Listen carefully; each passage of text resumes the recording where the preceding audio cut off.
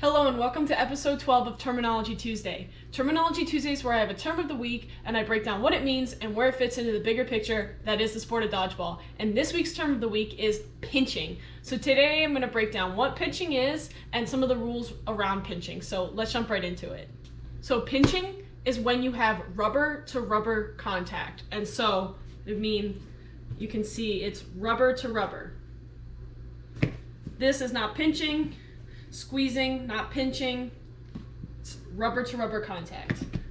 And with foam, there's not really like a clear pinching. However, if you squeeze the ball enough, you do get a pinch on it. So almost any rule set is not going to allow pinching. The only time that I've ever seen pinching allowed is specifically for the pinch 8.5 rule set, and that is usually played in the US in college, and then in our national league we have a pinch division specifically where you are allowed to pinch.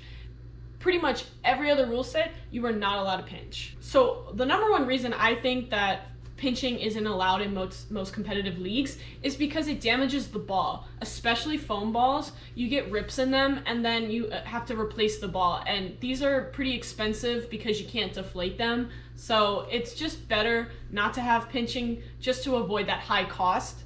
And then a couple other like smaller reasons I think it's banned. One being you get a lot of extra movement on the ball, which isn't really even necessary for foam. You can get so much movement without pinching. And then by pinching and getting more movement, it would lead to more damage on the balls because you're pinching. And then lastly, I think it makes it damn near impossible to disarm somebody. And disarming is just when you knock the ball out of their hand when they're blocking. And that takes away one aspect of the game that's super exciting when it happens. And when you're pinching, it's never gonna happen. Like, it rarely would ever happen, especially with foam or even no sting, which is about this size. And so by not having it, it just makes the game a little bit cleaner. So if you get caught pinching by the ref, you will get a warning the first time, and then you would be called out the next time you do it.